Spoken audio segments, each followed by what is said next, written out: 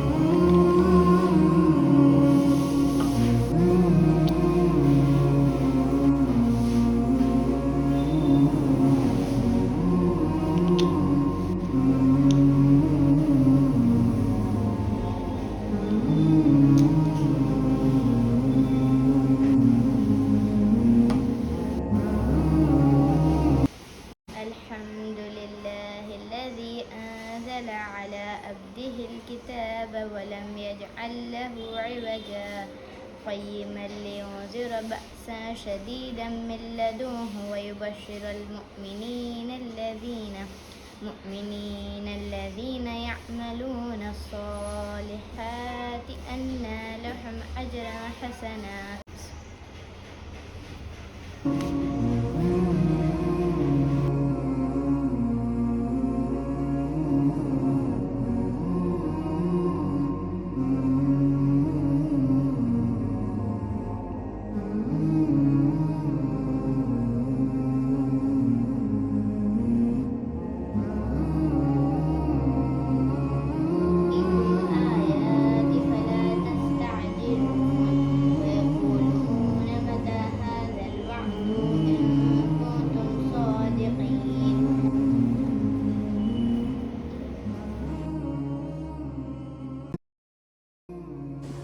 I am going to stretch right now and I will show you what I'm doing.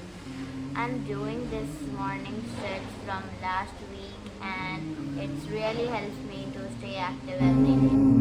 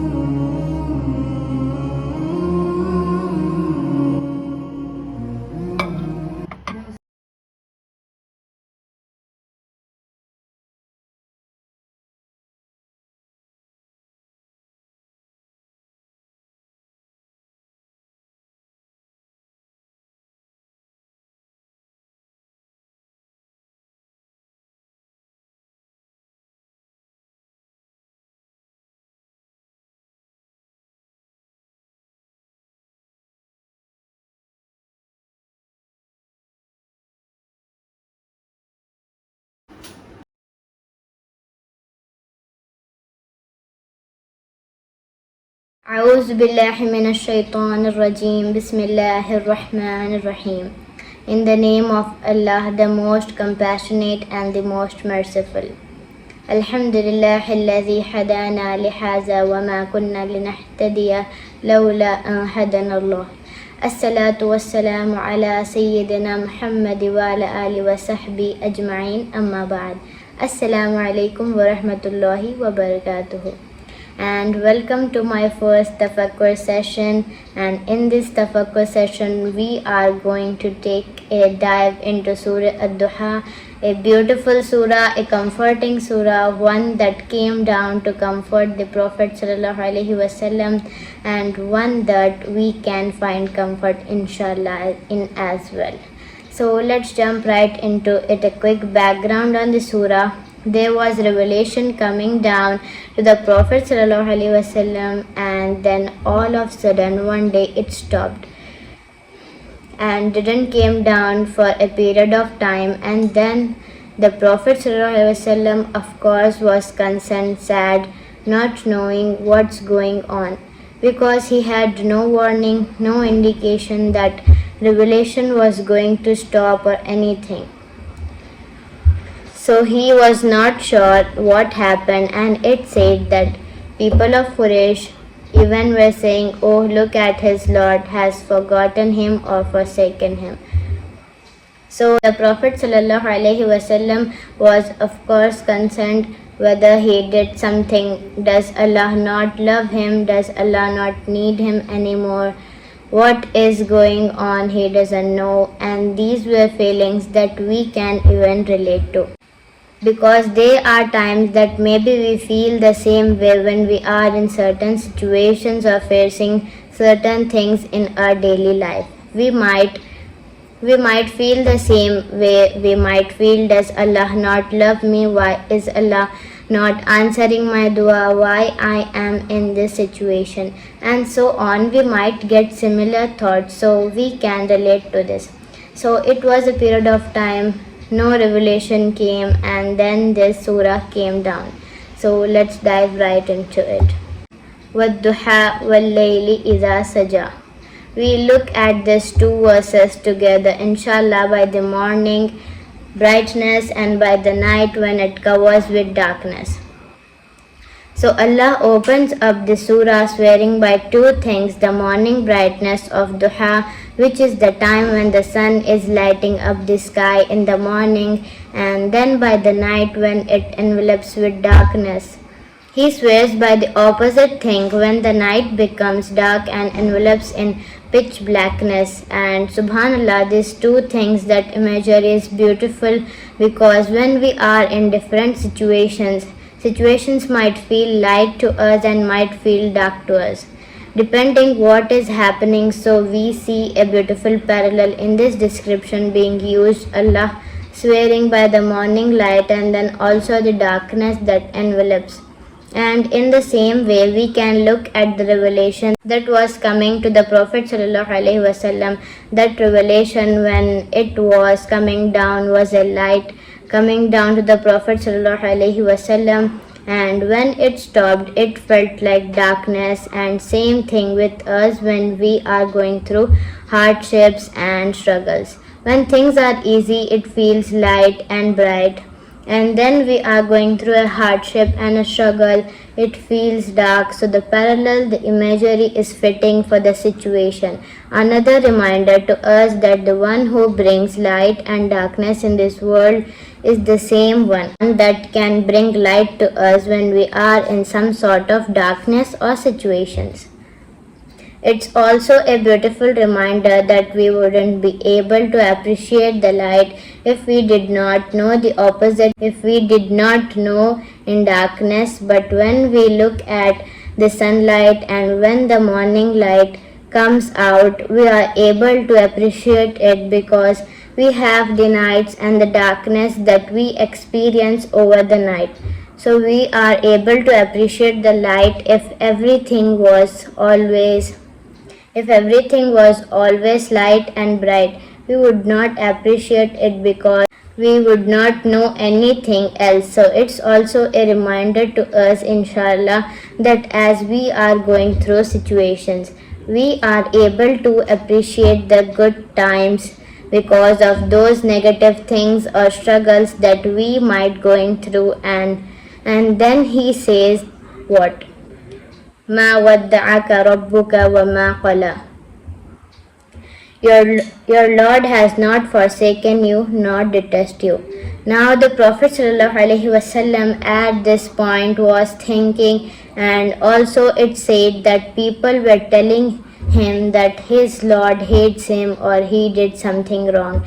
Maybe he's not needed anymore. So those thoughts that are going through the Prophet ﷺ's minds and wondering, Allah is telling him, no, that's not right. First of all, Allah did not say farewell to you, did not leave you, and also he does not hate you. The first part of it, ma wadda'aka, is like Allah did not say farewell to you. In Arabic is typically a goodbye that is more permanent. It's not the regular goodbye where, oh, I'm going to the supermarkets and I'll be back in 10 minutes. It's not that sort of a goodbye, but ad-duha, the word that is used is when somebody is leaving, it's more permanent. It's a more permanent departure of this a person. So Allah is telling Prophet ﷺ that he did not say farewell to him. He did not give him a permanent farewell. He is not doing that, and also Allah does not detest you. So that thought is a false. So it's words of comfort to the Prophet ﷺ. And by the way, the tone of the surah is also so comforting and soft in language. You can see the surahs that are directed towards the Prophet ﷺ, the tone is so much softer than, for example, the surahs that are directed toward the Quraysh and disbelievers and so on. The tone in this surah is soft. Allah is talking to the Prophet ﷺ and comforting him. And also through it we find comfort to, inshallah, as a reminder to us if we are feeling like in a situation where maybe Allah doesn't love us, or we are in a situation and we have done things and we don't know is Allah unhappy with us or so on. It's also a reminder to us that Allah loves you still. Don't think that it's a form of comfort. And so Allah, we are ever thinking that we are in such a bad situation or a struggle and we are making to her and there's no way out, and Allah is hearing us and so on. Take this as a reminder that Allah sees you, hears you, recognizes you and loves you. Then what does he tell the Prophet ﷺ? He says, وَلَلْ آخِرَةُ خَيْرٌ لَكَ مِنَ الْأُولَى. And then the akhirah, the end, basically is better for you than the beginning. So what is the end and what is the beginning? So some take it to me that what is coming after in the future and you will see will be better than the situation that you are in now, or what has been happening, or what is your beginning and something to mean after that. So meaning that final a day, right, Jannah is better for you than what is in this world. So there's two ways to look at it, whether we are looking at just from the dunya perspective, what is coming in the dunya is better for you than what has been, or from the next life perspective, so what is coming in terms of Jannah is better for you, better than what is in this dunya. So there's two ways that scholars look at this, and it's also a reminder for us, inshallah, a comforting reminder that whatever struggles you are going through in this dunya, and Allah, there will come a time where there will be no struggles and no worries and no stress, and inshallah our fates, inshallah our Jannah, and show Allah our ultimate destination, inshallah, is Jannah. We just need to push through the struggles, the things we face in this dunya, and try to keep striving towards Allah, and we will get a destination that is far better than what is in this world. And then he says, وَلَسَوْفَ يُؤْتِيكَ رَبُّكَ فَتَرْضَى, and your Lord is going to give you and you will be satisfied. Prophet ﷺ is being told that he is going to be given, and it's not even mentioned exactly what, and the best giving comes from Allah. He did not even limit it or specify exactly what, but he told the Prophet ﷺ that your Lord will give you and you will be satisfied. And subhanallah, who doesn't want that? It's a reminder that what we'll get from Allah, we will be satisfied with it. The reward with Allah and the destination with Allah, when we strive for Allah's sake, we will be satisfied. We will never be disappointed with what Allah has in store for us. Anything else that we chase in this dunya, whatever it is, there is disappointment, because we can't be fully satisfied in this dunya. But with Allah, we will be satisfied. We will be satisfied. There is nothing more that we could want. So He will give us to the point that we are satisfied. And then He follows with reminders to the Prophet ﷺ. So he says that the next what's next is better for you, and Allah is going to give you to the point that you are satisfied. And then he reminds the Prophet ﷺ of things that he has done for him, reminding the Prophet ﷺ that Allah's promises are true, Allah is reliable. Look at the past history. Allah has been reliable. Look at the things He has done for you.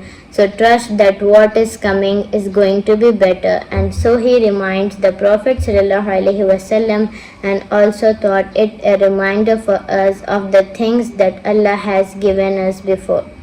So he tells the Prophet ﷺ, Alam yajidka yatima fa'awa, did he not find you an orphan and give you refuge? The Prophet ﷺ had his father die before he was born, and then he had his mother pass away. And then he was put in the care of his grandfather. Then couple of years and his grandfather passed away, and then he was put in the care of his uncle. At every point Allah gave him refuge through certain people. And it's a reminder to us sometimes that the things that we get from others, it's a reminder just to link it to Allah. Yes, the Prophet ﷺ was taken care of by certain peoples and other peoples and so on, but ultimately it is from Allah. It's ultimately from Allah that He put these people in Prophet ﷺ path and gave the Prophet ﷺ refuge. And it's a reminder to us, any refuge that we have through whomever or whatever it is, we need to link it to Allah, because it's ultimately Allah that has given us that refuge. And then he says, وَوَجَدَكَ ضَالًّا فَهَدَى, and He find you lost and guided you. The Prophet ﷺ was seeking for something, seeking for what it was he would not worship. He would not worship the idols and so on, like how the people around him were doing. He was seeking for that thing with Allah, and Allah guided him through the prophethood, through the revelation of Quran and all that came with it. All the pillars and all the lessons and all the knowledge and so on, Allah guided him, and in the same way Allah guided us to the right path, to striving for His sake. We all come from different stories and backgrounds, right? And at some point we are striving and seeking and finding Allah along the way, and it is Him who has guided us through that path. So it's a reminder to us that He found us lost and guided us. We all go through ups and downs, make mistakes, Iman dips ups and downs, and it is Allah that finds us in that state and helps guide us. وَوَجَدَكَ عَائِلًا فَأَغْنَى, and He found you poor and made you self-sufficient. So the Prophet ﷺ has given these three reminders of how Allah has provided for him in terms of refuge, in terms of guidance, and in terms of sufficiency. It's reminder to us as well. If we are taken care of, we have guidance, we have a sufficiency. Alhamdulillah, these things are blessing from Allah. We should look at what Allah has given us and find comfort and gratitude in that. So he reminds the Prophet ﷺ and comforts him with the things that he has provided for him, and then he gives advice. So there were 3 verses of reminders and then now 3 verses of advice. فَأَمَّا الْيَتِيمَ فَلَا تَقْهَرْ. So as for the orphan, do not oppress him. So the Prophet ﷺ was given a message to be kind to orphans, don't oppress them, don't humiliate them, be kind to them. Of course, the Prophet ﷺ was already doing so, but this is a reminder, it took us as well of the importance of this, how we treat others. And he continues, وَأَمَّا السَّائِلَ فَلَا تَنْهَرْ. And as for the one who asks, then don't repel them. So as-sa'ila, it could be somebody who's asking for money, who's begging for money, or somebody who's asking for knowledge. As-sa'il, the one who asks, don't repel them. So have kindness even with that person, don't humiliate those people. So anybody who you see who is in need, don't humiliate them. And if they are seeking need to seeking help, still be kind to them. Even if you need to turn them away, there's a kind way to turn them away. If you don't have money, you don't have something to give, you don't have whatever it is, there still kindness that you can give to that person. This surah is a beautiful reminder and a comforting reminder of us that maybe you are sad, you are in a struggle, something is going on. Remember that Allah loves you and remember the favors that Allah has given you. And remember that what is coming is better than what is current. And also remember that the same way that you need Allah and are seeking love and mercy and generosity from Allah, if you want that love and mercy and generosity from Allah, do the same for others. So be kind, be generous to others, be loving to others. So you want Allah's pleasure, don't turn people away harshly or humiliate them or oppress them. And then lastly, وَأَمَّا بِنِعْمَةِ رَبِّكَ فَحَدِّثْ. But as for the favor of your Lord, report it, speak about it. The Prophet ﷺ favor was he was given the Prophet the message, the knowledge, Quran, and so this covers that the favor of your Lord, whatever it is, the favor of the Lord that He has given you, speak of it. So the Prophet ﷺ is being told to speak of it, the blessing that and the favor that your Lord has given you, speak of it. But also it is a reminder to us that the blessings that we do have come from Allah, so connect them to Allah. So when you have something and you have favor and you have blessings, report it, connect it to Allah. It's not from your own efforts and it's not about boasting and saying, look what I did, look what I achieved, or look what I have. It's about connecting it to Allah, that these blessings, alhamdulillah, look how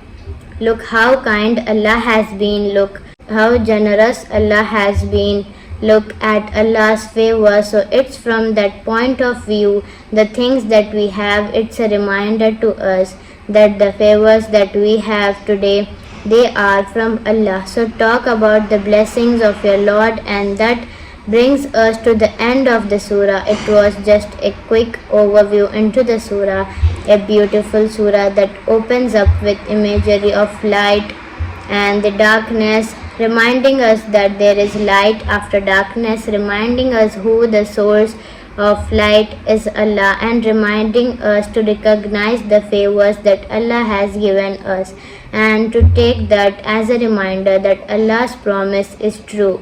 When He says what is coming is better than what is current, it is true. What is with Him is better than what He wants to give us are things that will satisfy us when we gives. He gives to the point that we are satisfied. So that's what we should strive for. That's what we should seek. We should keep striving for the pleasure of Allah, because what is with Him will completely satisfy us, to remind us to put our focus in Allah and not get distracted by worldly desires and worldly things, but to remember the ultimate destination with Allah. Make us from the people who get to that ultimate destination and witness the blessings and the favors of Allah on us, and give us all a good ending. Alhamdulillah, Alhamdulillah, Alhamdulillah for all of Allah's blessing around us. He tells us that if we tried to count them, we would not be able to. But we should still try to recognize and speak of the ones that we do recognize and take time to reflect on all of Allah's favors on us, because they are endless favors on us. I hope that you found comfort in this surah, and I hope inshallah it was beneficial. So that's the end of today's video. I hope you enjoyed it. Take care. May Allah bless you and protect you. See you in the next one inshallah. Assalamu alaikum.